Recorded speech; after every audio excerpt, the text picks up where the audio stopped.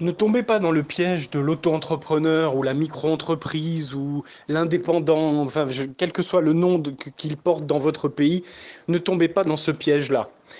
Comme leur nom l'indique pas, malheureusement, ce sont des situations transitoires, c'est-à-dire que le but, c'est de démarrer une activité.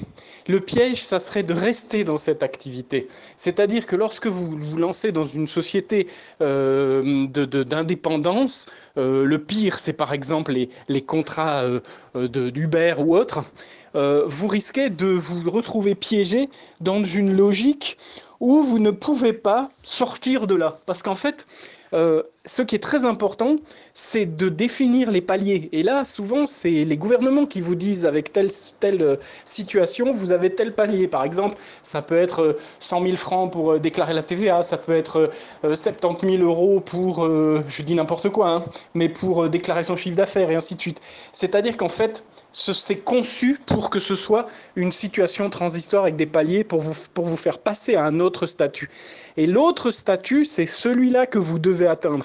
C'est le statut où vous faites travailler votre entreprise et l'argent de votre entreprise. Mais ce n'est plus vous qui êtes l'acteur de votre entreprise, c'est-à-dire c'est l'entreprise qui travaille pour vous et plus vous qui travaillez pour l'entreprise. Donc attention, ne tombez pas dans ce piège de rester bloqué dans un statut qui n'a pas été fait pour perdurer.